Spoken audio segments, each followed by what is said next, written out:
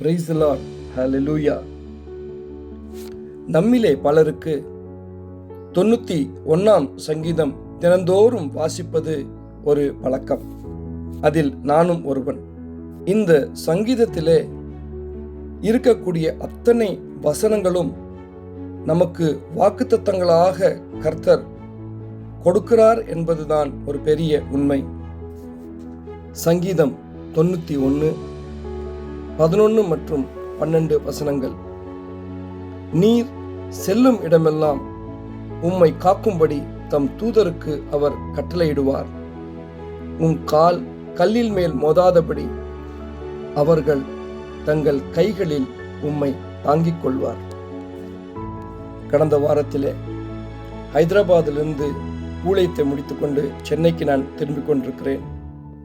விடியற்காலை 5:30 மணி முதல் 6 மணி அளவிற்கும் நான் பிரயாணித்துக் கொண்டிருந்த பேருந்து திடீரென்று டிவைடர் மோதி ஒரு பெரிய விபத்துக்குள்ளாகிறது.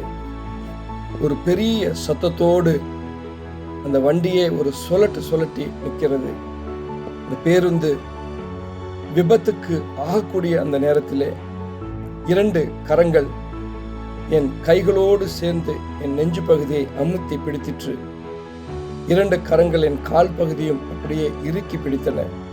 நான் சீட்டை விட்டு கொஞ்சம் கூட நகரவில்லை.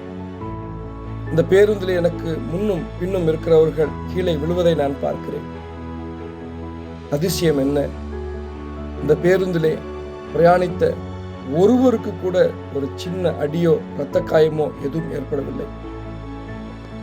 ஓட்டுநருக்கு கூட ஒன்றுமாகவில்லை. ஆபத்து நேரங்களிலே தூதர்கள் நம்மை தாங்கிக் கொள்வார் என்பதுதான் உண்மை.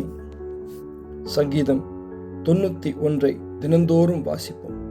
இன்று இரவு நம்மை கர்த்தராகிய தேவனுக்கு ஒப்பு கொடுத்து செபிப்போம். அவர் நம்மை ஆசீர்வதிப்பார். ஆமேன்.